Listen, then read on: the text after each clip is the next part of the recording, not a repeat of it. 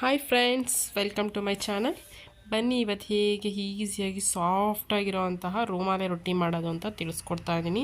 ಇದಂತೂ ತುಂಬ ಸಾಫ್ಟಾಗಿದೆ ಫ್ರೆಂಡ್ಸ್. ಮನೇಲೇ ಮಾಡಿಟ್ಟಿರೋಂಥ ಗೋಧಿ ಹಿಟ್ಟಿಂದ ಮಾಡಿರೋದು. ಬನ್ನಿ ಈಗ ಹೇಗೆ ಪದರವಾಗಿ ಬಿಡಿಸೋದು ಅಂತ ತಿಳಿಸ್ಕೊಡ್ತಾ ಇದ್ದೀನಿ. ನೋಡಿ, ಈ ಥರ ಈಸಿಯಾಗಿ ಬಿಡಿಸ್ಕೊಬೋದು.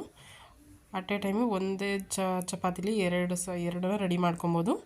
ನೋಡಲ್ಲ ಎಷ್ಟು ಈಸಿ ಆ್ಯಂಡ್ ಸಾಫ್ಟಾಗಿ ಇದೆ. ಅದಕ್ಕೂ ಮುಂಚೆ ಯಾರಿನ್ನೂ ನನ್ನ ಚಾನಲ್ನ ಸಬ್ಸ್ಕ್ರೈಬ್ ಮಾಡ್ಕೊಂಡಿಲ್ಲ, ಪ್ಲೀಸ್ ಸಬ್ಸ್ಕ್ರೈಬ್ ಮಾಡ್ಕೊಳ್ಳಿ. ಬನ್ನಿ ಇದು ಹೇಗೆ ಮಾಡೋದು ಅಂತ ತಿಳಿಸ್ಕೊಡ್ತಾ ಇದ್ದೀನಿ. ನೋಡಿ, ಈಗ ರವೆ ರೊಟ್ಟಿ ಮಾಡೋದಕ್ಕೆ ಫಸ್ಟು ಹಿಟ್ಟನ್ನ ಕಲಿಸ್ಕೊಬೇಕು. ನೋಡಿ, 1 ಕಪ್ಪಷ್ಟು ಗೋಧಿ ಹಿಟ್ಟು ತೊಗೊಂಡಿದ್ದೀನಿ. ಅದೇ ಸಮ ಪ್ರಮಾಣದಲ್ಲಿ 1 ಕಪ್ಪಷ್ಟು ಮೈದಾ ಹಿಟ್ಟು ತೊಗೊಂಡಿದ್ದೀನಿ. 1 ಟೇಬಲ್ ಸ್ಪೂನಷ್ಟು ಶುಗರ್ ಆ್ಯಡ್ ಮಾಡ್ಕೊತಾ ಇದ್ದೀನಿ. ಮತ್ತು ರುಚಿಗೆ ತಕ್ಕಷ್ಟು ಉಪ್ಪನ್ನ ಹಾಕ್ಕೊತಾ ಇದ್ದೀನಿ. ಇಷ್ಟನ್ನು ಈಗ ಚೆನ್ನಾಗಿ ಮಿಕ್ಸ್ ಮಾಡ್ಕೊಳ್ಳೋಣ. ಉಪ್ಪು ಮತ್ತು ಸಕ್ಕರೆ ಎಲ್ಲ ಹಿಟ್ಗೂ ಆಗಬೇಕಲ್ಲ, ಸೊ ಬರೀ ಡ್ರೈ ಮಿಕ್ಸ್ ಮಾಡ್ಕೊಳ್ಳೋಣ. ನೋಡಿ, ಈಗ ನಾನು ಬಿಸಿ ನೀರು ತೊಗೊಂಡಿದ್ದೀನಿ. ಇದನ್ನು ಕಾಯಿಸಿಟ್ಕೊಂಡಿದ್ದೀನಿ. ಮೀಡಿಯಮಾಗಿ ಬೆಚ್ಚಗಿದ್ರೆ ಸಾಕು, ತುಂಬ ಬಿಸಿ ಏನು ತೊಗೊಳ್ಳೋದು ಅವಶ್ಯಕತೆ ಇಲ್ಲ.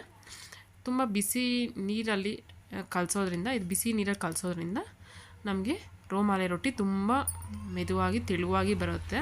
ಸೊ ಅದರಿಂದ ನಾನು ಬಿಸಿ ನೀರು ತೊಗೊಂಡಿದ್ದೀನಿ. ನೀವಿಲ್ಲ ಬೇಕು ಅಂದರೆ ಹಾಲು ಬೇಕಿದ್ರೂ ತೊಗೊಬೋದು.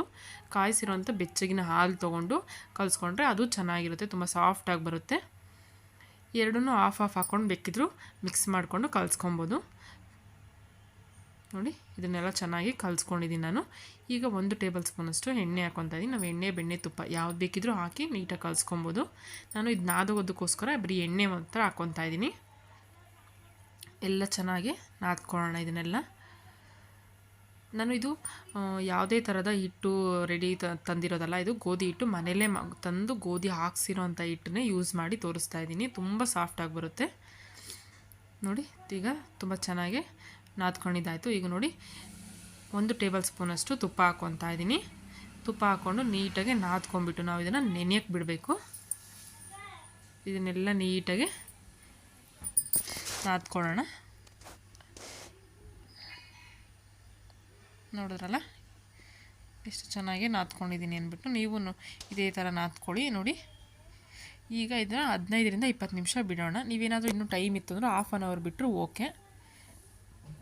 ನೋಡಿದ್ರಲ್ಲ, ನಾನೊಂದು 15 ಮಿನಿಟ್ಸ್ ಟೈಮ್ ಇದೆ ಬಿಟ್ಟಿದ್ದೆ ಅಷ್ಟೇ. ನೀವೇನಾದರೂ ಟೈಮ್ ಇದೆ ಅಂದರೆ ½ ಆನ್ ಅವರ್ ಬಿಟ್ಕೊಳ್ಳಿ. ನೋಡಿ, ಈಗ ಇದನ್ನೆಲ್ಲ ಉಂಡೆ ಮಾಡ್ಕೊತಾ ಇದ್ದೀನಿ.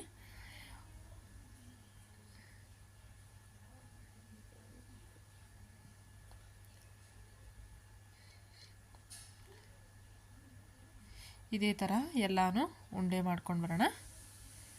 ನೋಡಿ, ಎಲ್ಲ ಉಂಡೆ ರೆಡಿಯಾಗಿದೆ. ಈಗ ಇದನ್ನು ಕ್ಲೋಸ್ ಮಾಡ್ಕೊತಾ ಇದ್ದೀನಿ, ಏಕೆಂದರೆ ಬಿಸಿ ಹಾರೋಗಬಾರ್ದಲ್ವಾ, ಅದಕ್ಕೋಸ್ಕರ ನಾನು ಇದನ್ನು ಕ್ಲೋಸ್ ಮಾಡಿ ಎತ್ತಿಡ್ತಾ ಇದ್ದೀನಿ. ಹಾರೋಗ್ಬಿಟ್ರೆ ಸ್ವಲ್ಪ ಸಾಫ್ಟ್ನೆಸ್ ಬರಲ್ಲ. ಸೊ ಅದರಿಂದ ನೀವು ಉಂಡೆ ಎಲ್ಲ ರೆಡಿ ಮಾಡ್ಕೊಂಡಾದಮೇಲೆ ಅದನ್ನು ಕ್ಲೋಸ್ ಮಾಡ್ಕೊಳ್ಳಿ. ಈಗ ನೋಡಿ, 1 ಟೇಬಲ್ ಸ್ಪೂನಷ್ಟು ಮೈದಾ ಹಿಟ್ಟು ಹಾಕ್ಕೊಂಡು ನಾನು ಇದನ್ನು ಲಟ್ಟಿಸ್ಕೊತಾ ಇದ್ದೀನಿ. ನಿಮಗೆ ಎಷ್ಟು ತೆಳ್ಳಗಾಗುತ್ತೋ ಇದನ್ನು ಆದಷ್ಟು ತೆಳ್ಳಗೆ ಲಟ್ಟಿಸ್ಕೊಳ್ಳೋಕ್ಕೆ ಟ್ರೈ ಮಾಡಿ.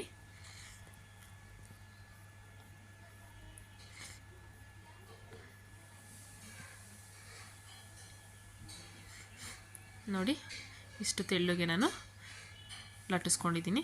ಅದೇ ರೀತಿ ಇನ್ನೊಂದು ರೊಟ್ಟಿನೂ ಲಟ್ಟಿಸ್ಕೊಂಡಿದ್ದೀನಿ. ಈಗ ಎರಡನ್ನೂ ಸೇರಿಸಿ ಈಕ್ವಲ್ ಮಾಡಿಬಿಟ್ಟು ಇವಾಗ ಎರಡನ್ನೂ ಲಟ್ಟಿಸ್ಕೊಳ್ಳೋಣ. ಇದಕ್ಕೆ ಯಾವುದೇ ಮೇಲೆ ಹಸಿಟ್ಟು ಹಾಕೋದು ಬೇಡ, ಸುಮ್ಮನೆ ಜಸ್ಟ್ ಸಾಫ್ಟಾಗಿ ಲಟ್ಟಿಸ್ಕೊಳ್ಳಿ. ಇದನ್ನು ತುಂಬ ಗಟ್ಟಿಯಾಗಿ ಲಟ್ಟಿಸ್ಕೊಳ್ಳೋಕೆ ಹೋಗ್ಬಿಡಿ. ಎಷ್ಟಾಗುತ್ತೋ ಅಷ್ಟು ಸಾಫ್ಟಾಗಿ ಲಟ್ಟಿಸ್ಕೊಳ್ಳಿ. ಯಾವುದೇ ರೀತಿ ಮೈದಾ ಬೇಕಾಗಿರಲ್ಲ ಈಗ ಲಟ್ಟಿಸ್ಕೊಳ್ಳೋದಕ್ಕೆ.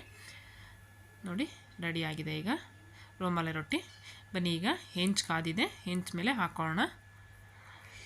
ನೋಡಿದ್ರಲ್ಲ, ಹೆಂಚೆಲ್ಲ ಚೆನ್ನಾಗಿ ಕಾದಿದೆ.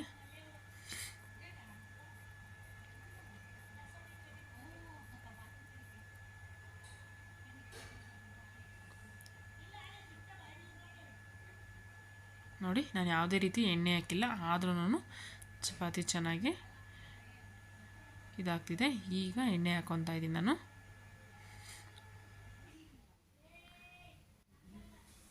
ನೋಡಿದ್ರಲ್ಲ ಎಷ್ಟು ಉಬ್ಬು ಬರ್ತಿದೆ ಚಪಾತಿ ಅಂದ್ಬಿಟ್ಟು. ನಾನು ಯಾವುದೇ ರೆಡಿ ಹಿಟ್ಟು ತೊಗೊಂಡಿಲ್ಲ, ಇಲ್ಲಿ ಗೋಧಿ ಹಿಟ್ಟು ಮನೇಲೇ ಮಾಡಿಸಿ ಹಾಕ್ಕೊಂಡಿರೋಂಥ ಗೋಧಿ ಹಿಟ್ಟಿಂದನೇ ಮಾಡ್ಕೊಂಡಿದ್ದೀನಿ. ನೋಡಿದ್ರಲ್ಲ, ಇವತ್ತು ನಾನು ಮಾಡಿರೋ ರೆಸಿಪಿ ಇಷ್ಟ ಆಗಿದ್ದಲ್ಲಿ ಪ್ಲೀಸ್ ಲೈಕ್ ಮಾಡಿ, ಶೇರ್ ಮಾಡಿ, ತಪ್ಪದೇ ಕಮೆಂಟ್ ಮಾಡಿ. ನೆಕ್ಸ್ಟ್ ವಿಡಿಯೋದಲ್ಲಿ ಸಿಗೋಣ. Thank you friends.